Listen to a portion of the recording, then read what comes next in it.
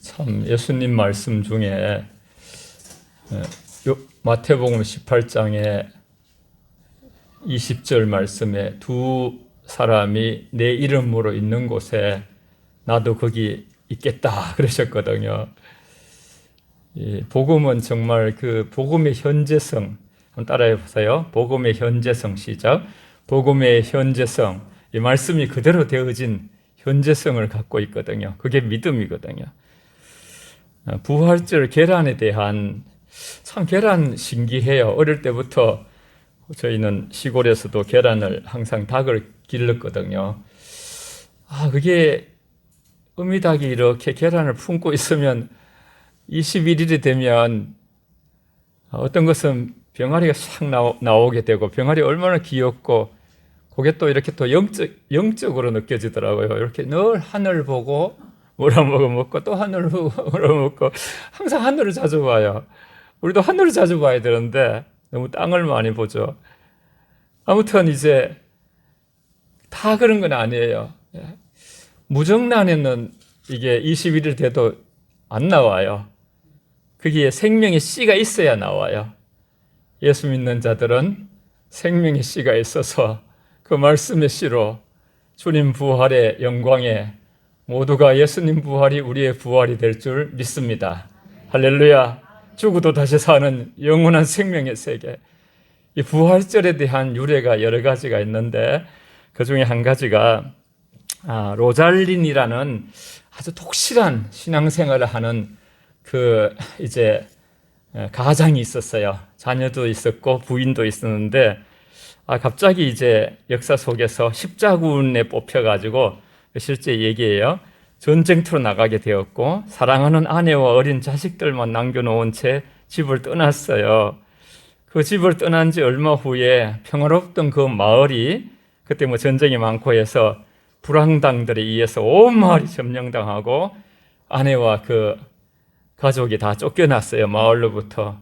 남편은 그걸 모르지요. 십자군의 전쟁터에 군사로 끌려갔어요. 세월이 자꾸 많이 흘렀어요. 화살처럼 빨리 흘려서 세월이, 이제 로잘린의 그 남편의 소식을, 로잘린인데 남편이 소식을 듣지를 못했어요. 그래서 이곳저곳 이제 또 쫓겨나가지고 그 마을에서 전전하다가, 그 마을에서 아주 굉장히 아주 평판이 좋고 참 기독교인으로서 그렇게 아름답게 살았는데, 정말 이 도시, 이 마을, 저 마을 이렇게 쫓겨나듯이 다니다가 이제 어느 마을에서 좀 정착을 했어요. 그래가지고 그곳에서 안정이 된 상황에서 늘 전에부터 이렇게 닭을 길렀거든요. 이 부인이, 가족이 대를 이어서 그렇게 해가지고 이제 지금도 이제 닭을 길러가지고 정성껏 부활절 이제 전날 밤부터 아주 이렇게 계란을 모아가지고 삶았어요. 그래가지고 모든 농장에 그 마을의 사람들을 초청을 하고, 특히 아이들을 초청하고, 그러면서 그 계란을 이제 나눠주는 거예요. 그 계란에다가 이렇게, 우리도 또 이제 예전도에서 이렇게 계란을 준비해서 한번 나눠주게 될 텐데, 사랑의 하나님을 의지하라, 그런 글을 늘 써가지고 대대로 앞에 아버지 때 때도 할아버지 때 때도 자기 때에도 계속 해왔어요. 그런데 이제 십자군 전쟁으로 남편이 끌려가고, 이제 아내와 자녀가 이렇게 완전히 마을을 다 저거 당하고, 피난 가고 다른 데로 이래서 잠깐 못했지만 다시 안정이 된 상태에서 그것을 여기 이제 만들어 가지고 그 오신 분들한테 이렇게 말했어요. 이 삶은 계란에 적힌 글씨를 매년 대대에 저희 집에 오래전부터 해오던 그런 교훈입니다. 꼭 이 계란을 먹기 전에 한번 읽어보시고 그 의미를 생각하시면 더 좋을 것입니다. 저를 따라해보세요. 사랑의 하나님을 의지하라. 시작. 사랑의 하나님을 의지하라. 이 작은 글씨에 계란의 영향을 받아서 하나님을 의지하고, 특히 어려울 때, 그런 자들이 많이 생겼겠죠. 다 이제 동네 아주머니도 가고 애들도 갔는데 집 앞에 자꾸 이제 낯선 소년 하나가 자꾸 부인의 눈에 들어왔어요. 서성거리는 게. 그래서 일로 와봐 해가지고 삶은 계란을 여러 개를 이렇게, 물론 거기도 다 글씨가 써있어요. 사랑의 하나님을 의지하라. 하나하나에. 그래서 이 부활절 선물이란다. 귀한 것이니까 먹어라. 물론 또 이제 생명에 대한 것도 얘기했겠죠. 계란이 이렇게 얼마 있으면 다 이렇게 타지 않느냐. 21일 만에. 우리도 예수 믿으면 그렇다. 그래서 그걸 들고서 막 기분이 좋아가지고 언덕을 넘어서 고갯길로 넘어오는데 길가에 너덜너덜한 군복을 입은 십자군 병사 하나가 쓰러져 있는 거예요. 소년은 깜짝 놀라서 병사 가까이 가서, 이 소년이 참 마음도 착하고 그래요. 정신을 차리도록 막 이렇게 흔들어 깨우니까 그 군사가 먹을 것 좀 달라고, 너무 배고프다고. 그래가지고 이제 그 소년은 부활절 기념으로 받은 삶은 계란을 병사에게 주었어요. 그 병사가 이제 계란을 하는 보는 순간 눈을 부릅뜨고서 보는 순간에 거기에 사랑의 하나님을 의지하라. 사랑의 하나님을 의지하라. 이 글씨가 딱 써 있는 거야. 그래가지고 이제 막 떨리는 마음으로 그 소년에게, 이거 어디서 났어? 소년은 또 깜짝 놀라가지고요. 이거 선물로 받은 거예요. 저 언덕 넘어서 그 집에 갔다가 받은 것이에요. 그 집에 어성거리다가 받은 것이.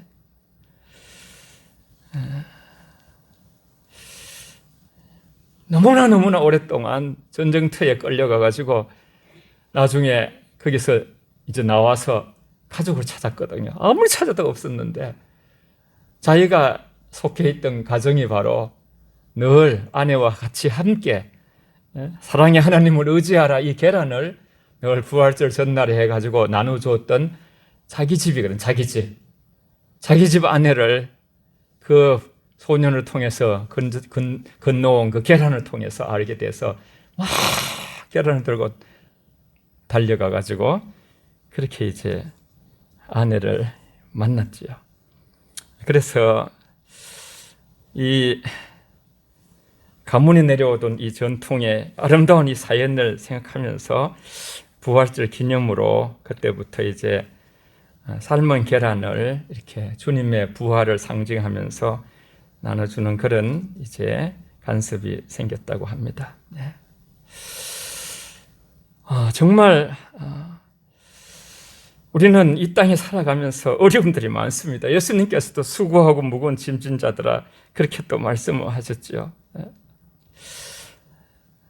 계란 속에 이렇게 생명이 있어서 다시 살아나듯이 예수님은 우리의 죄를 위해서 십자가에 못 박히시고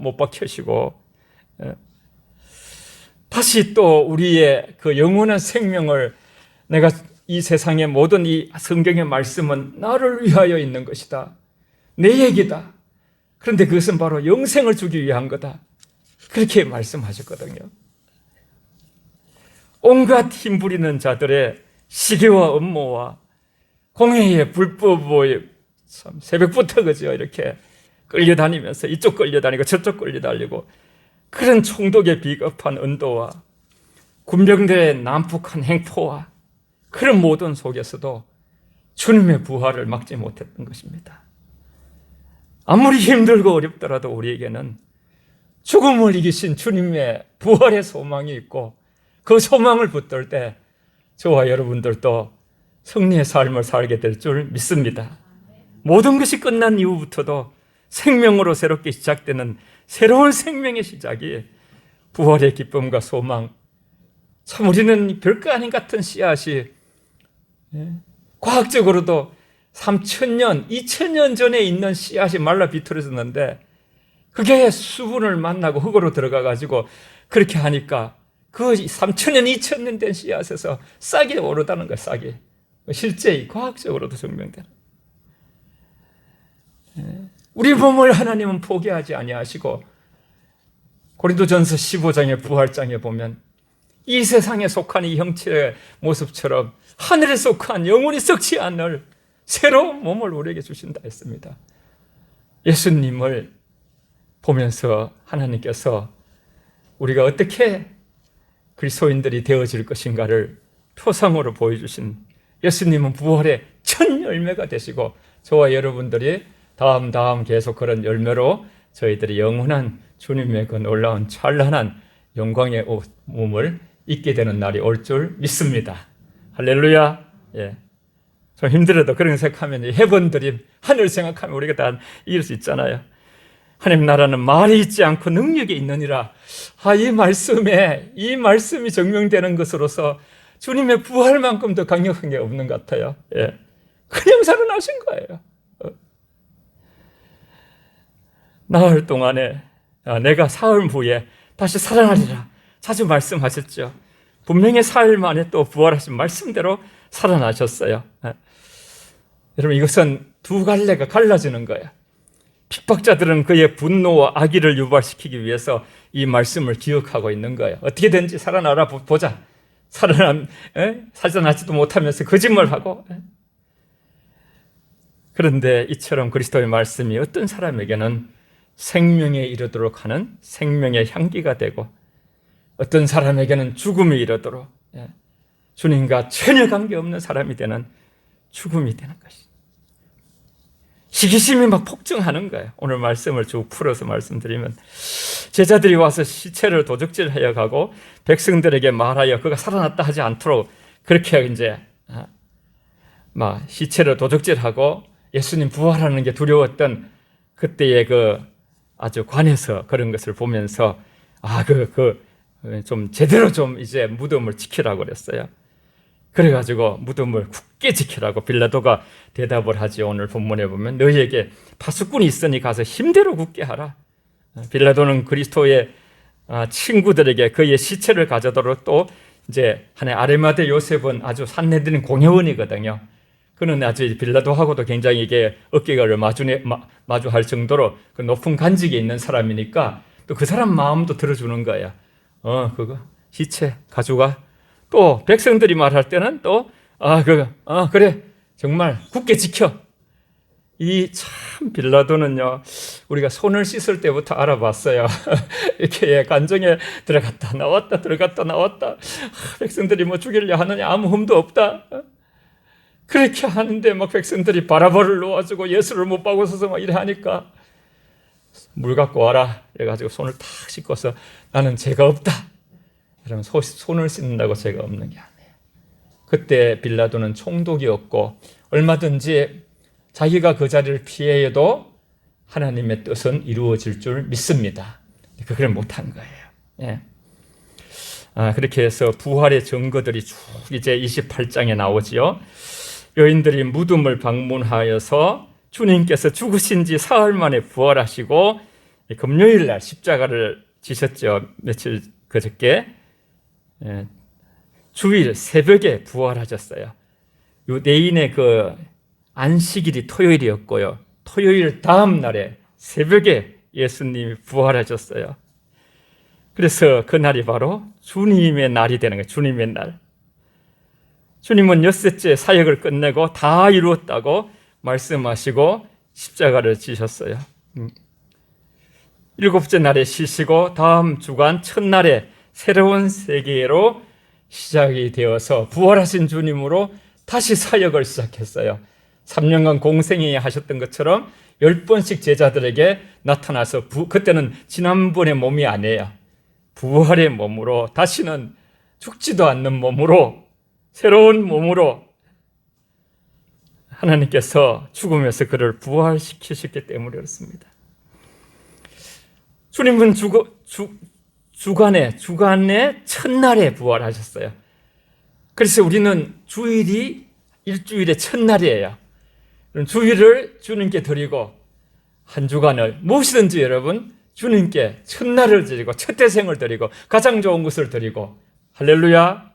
우리 주님께 그러면 여섯 날이 또 구별되는 것이죠. 그래서 주일날을 계시록 1장 10절에 말씀했어요. 주의 날이다. 그래서 주의 날. 주의 날에 요한 사도가 밤모섬에서 제일 오래 살았죠. 예수의 어머니도 자기가 보호하고 거기서 주의 날에 하나님께서 그를 그 영원한 삼층천 놀라운 영적 세계로 이끄셨어요. 주의 날이어서 그날이 부활의 그 기념하는 주의 날에. 그래서 거기에 주의 날이라고 로더스데이, 주님의 날. 오늘 주일은 주님의 날이, 일주일의 하루는 주님의 날이에요. 우리 그날을 구별할 때 하나님은 다른 것을 구별했다고 보시는 거예요. 우리의 어떤 물질의 10분의 1을 구별할 때 10분의 9를 다 구별시켜 주는 거예요. 이 영적 법칙이에요. 그 법칙. 가장 우리의 소중한 것을 하나님께 드릴 때에, 그래서 우리가 어떻게든지 하루에도 시간에, 참 어떤 분들은 24시간에 2.4시간, 2시간 40분을 말씀과 기도로 씨름하는 그런 분들도 있어요. 인간은 자신의 반역으로 완전한 사역이 파기되며, 완전한 사역은 그리스도의 죽음부터 부활하시기 전까지는 결코 회복될 수가 없었어요. 타락한 거죠. 에덴 동산에서부터. 그날의 죽은 자 가운데서 일어나신 바로 그분에 의해서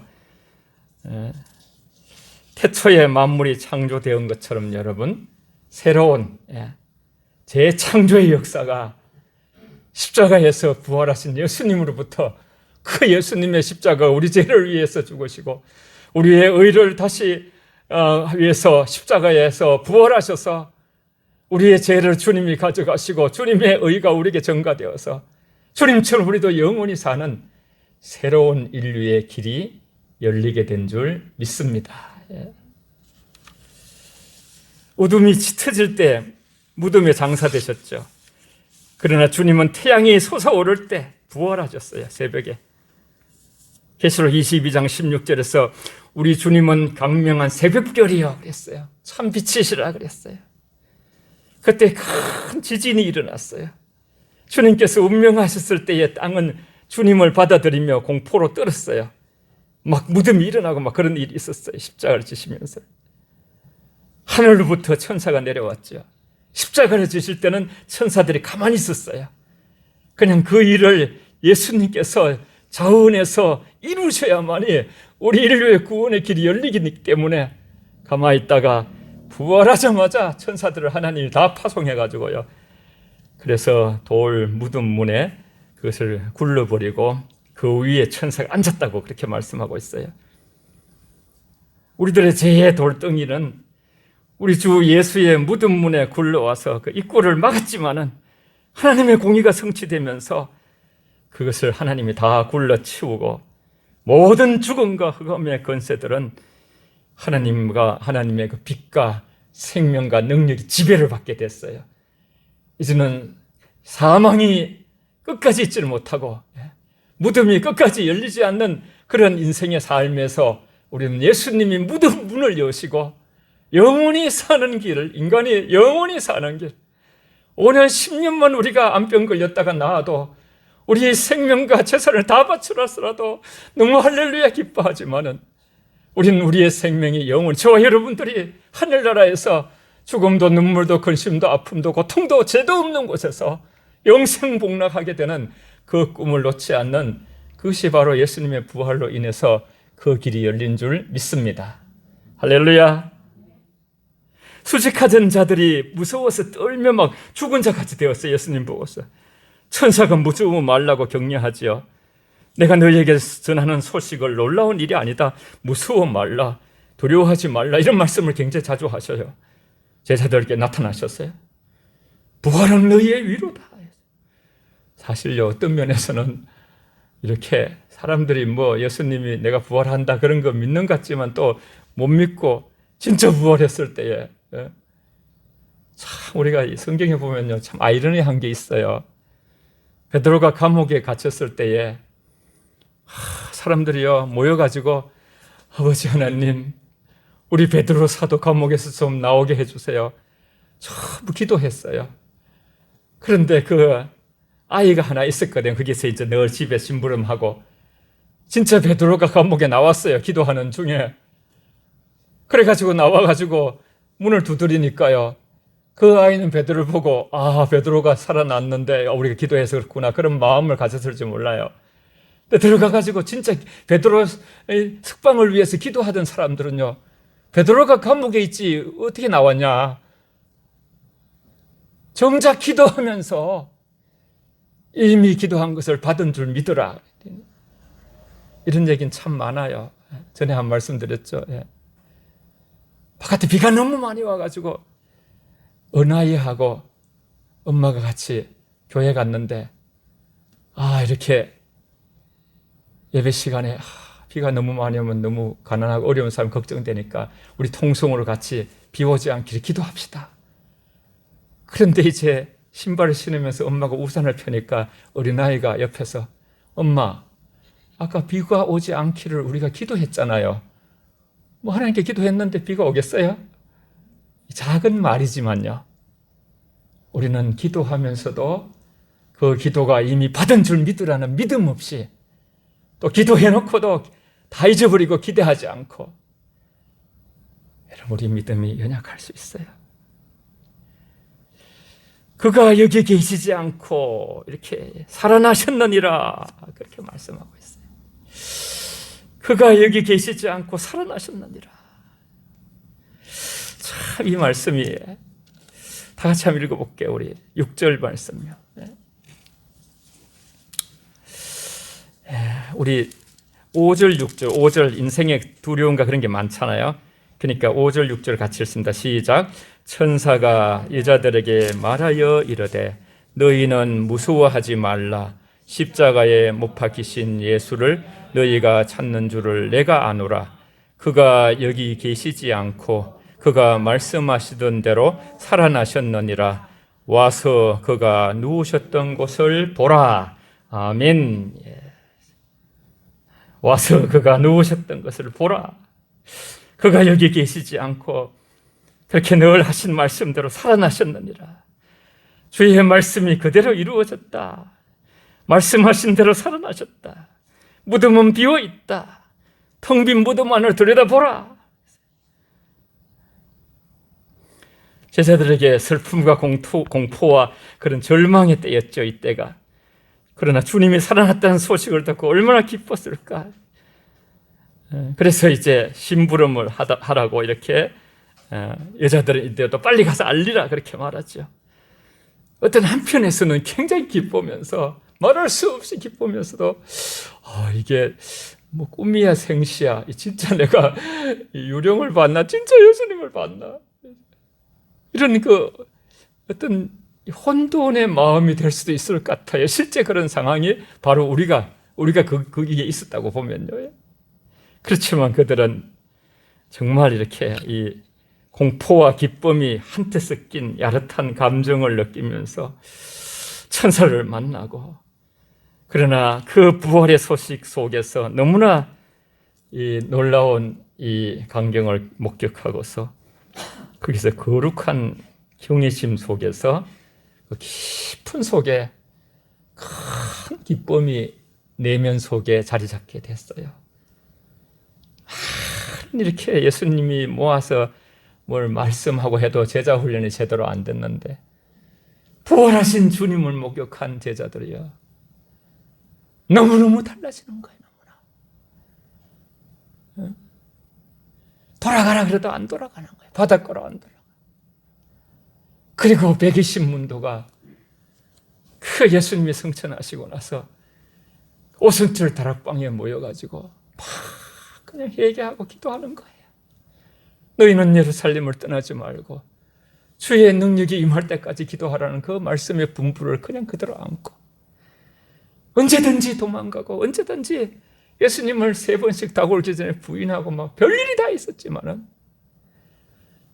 그때부터 그 일이 없어지는 거예요. 부활하신 주님, 또 성령이 함께 하심 오순절 다락방에, 여러분, 저와 여러분들이 부활하신 주님의 놀라우신 그 부활 신앙을 저희들이 가질 때에 세상을 이기는 능력이 될 줄 믿습니다. 예수 그리스도는 자기 사람들의 신앙적인 기대를 미리 아시며 결코 그 기대를 실망치 않으셔요. 그리스도는 신자들이 생각하는 것보다 훨씬 더 가까이 계셔요. 그리스도는 여인들과 함께 계셨고 지금도 우리 안에 계시고 부활하신 주님이 함께 하십니다. 우리와 함께 하십니다. 임마누엘, 그것이 바로 마지막 때, 예수님이 오시고 나서 인류는 마지막 때라고 말씀하셨어요. 요즘 주님이 말씀하셨어요. 마지막 때에 예수님이 너희와 항상 함께 있겠다. 그것이 임마누엘이라는 뜻이에요. 하나님이 우리와 함께 계신다. 너희 안에 그리스도께서 계신 줄 알지 못하냐? 너희가 믿음에 있는 거 확정하라 그랬어요. 가라사대 평안하느뇨? 그렇게 물었지요. 평안하느뇨?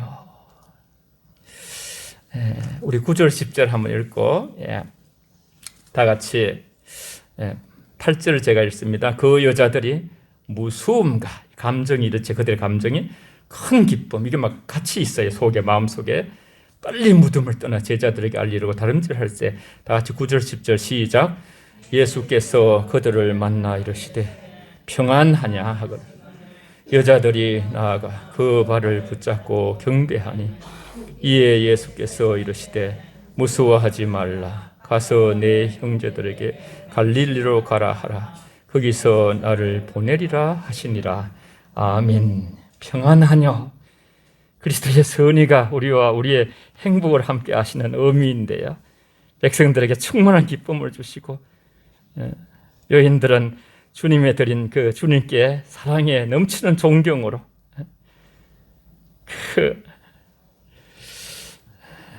참 이게 쉽지 않잖아요. 여러분 9절 자세히 보세요. 보이죠? 예수께서 그들을 만나 이르시되 평안하냐 하시거늘 그때 여인들이 나아가서 완전히 무릎을 땅에 꿇고 그래야 발을 붙잡을 수 있잖아요. 예수님의 발을 딱 붙들고 마치 옥합을 깨뜨린 막달라 마리아가 그 머리 향유 300데나리온의 자기의 전 재산을 부어드리고 그 자기의 긴 머리털로 예수님의 발을 손으로 잡아 자기 머리털을 잡아가지고 발을 이렇게 닦아주시는 것처럼 여자들이 나아가 그 발을 붙잡고 경배하니 이것이 주님을 만난 자들의 감격과 기쁨과 그 수련과 고통과 아픔을 다 우리의 죄를 위해서 당하시고 다시 부활하신 주님, 지금도 살아계신 주님 앞에 우리는 엎드려 그 발에 입맞추는 경배하는 마음, 하나님을 경외하는 것이 지식의 근본이라 하셨습니다. 하나님을 경배하는 마음이 없습니다. 이 시대가 너무 세상적입니다. 우리 마음 심령 물에 지킬 만한 것보다 내 마음을 지켜라. 생명의 근원이 이에서 남이니라. 하나님은 모든 시대에 하나님을 진실로 경외하는 자들을 찾고 계십니다. 오늘 부활절 아침에 저와 여러분들이 주님의 발 앞에 우리 마음을 무릎을 꿇고 엎드려 주님을 경배하는 마음이 다시 한번 소생하는 축복이 있으시기를 바랍니다. 평안하뇨? 평안하뇨? 그렇게 살아계셔서 지금도 살아계시지만은 하여튼 공생애로 인간의 몸을 입고 늘 하실 때에도 항상 우리의 평안을 빌었어요. 그러면서 보혜사 성령을 너에게 주노니 세상이 주는 것과 같지 아니하고 세상은 알지도 못하는 저도 설명할 수가 없어요. 성령 안에서 의와 희락과 평강의 이 세계 뭔지 모르게 어떨 땐 더 힘들고 어렵고 더 이렇게 상황이 힘들어질 때도 있잖아요. 그런 상황에서도 이 안에서 샘솟는 기쁨과 하늘의 평안, 고요함과 놀라운 기쁨을 경험하게 되니까 이것이 이 땅에서 완전하지는 않지만 누리는 하나님 나라가 여기 있다 저기 있다 하는 거예요. 너희 안에 있느니라 그랬어요. 여러분 그 평안을 우리가 누리면서 참 주님에 대한 존경과 영예의 이 마음 우리 이걸 배워야 돼요. 우리도 그렇게 주님에 대한 존경과 영예를 가지고 주님 발 앞에 엎드려 무릎을 꿇고 발에 묻히면서 우리 존경을 그분께 우리 온 마음을 그분께 우리 온 사랑을 그분께 뜨겁게 올려드릴 때에 내 마음에 아픈 자라 하나님께서 칭찬받는 영적인 하나님과 우리 사이에 그런 다 주파수가 있거든요. 전부 안테나가 있거든요. 하나님은 저와 여러분의 심중을 보시거든요. 이 시대 속에서 정말 좁고 협착한 길 찾는 이가 적은 그 길을 누가 가고 있는가? 누가 내 이름 때문에 손해보고, 누가 내 이름 때문에 정말 무릎을 꿇을 수 있고 하고 싶은 말 다 하지 않고 겸손하게 교만한 다 버리고서 자기를 부인하고 십자가를 지고 끝까지 나를 찾는가?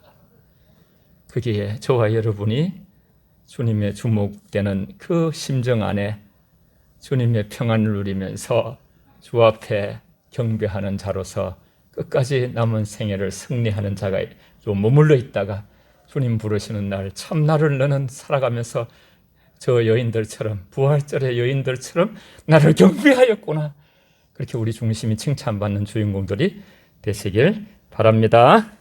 예, 우리 찬송 159장 부르시겠습니다.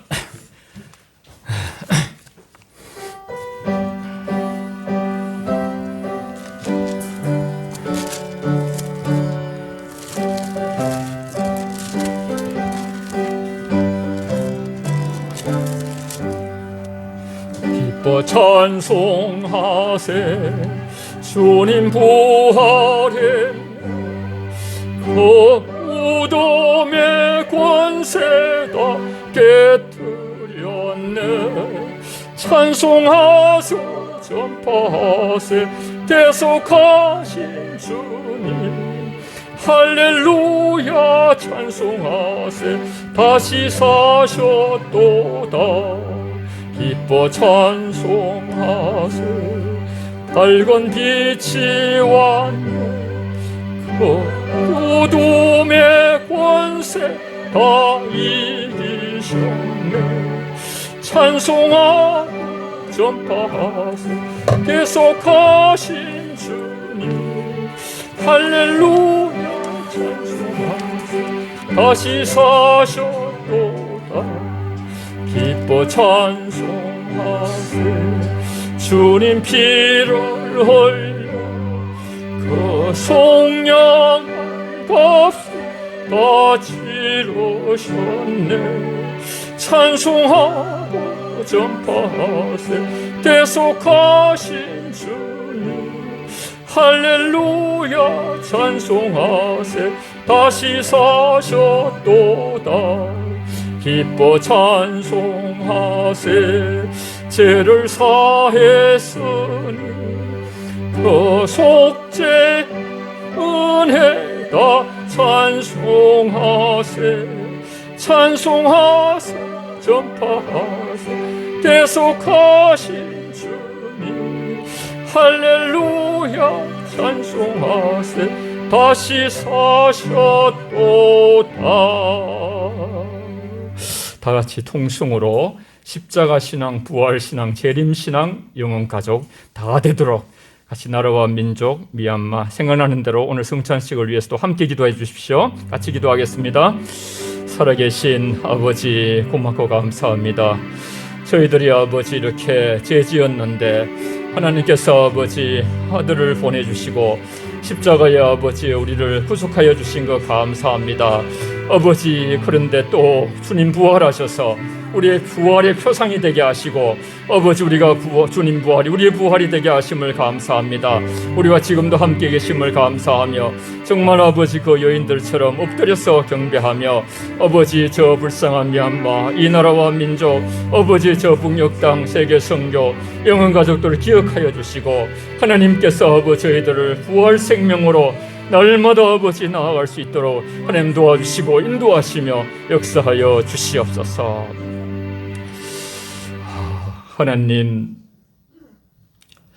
하나님께서 우리 인간을 향해서 어떤 엄청난 일을 해놓으셨는가를 항상 저희들이 기억하고 그 의미를 되새기며 아버지 우리를 십자가로 구속하시고 부활 생명으로 예수님처럼 다시 영원한 생명을 누리게 하신 이 기쁨과 능력으로 세상의 모든 아픔과 슬픔과 고난과 좌절을 이겨내는 부활 신앙이 있게 하여 주시옵소서.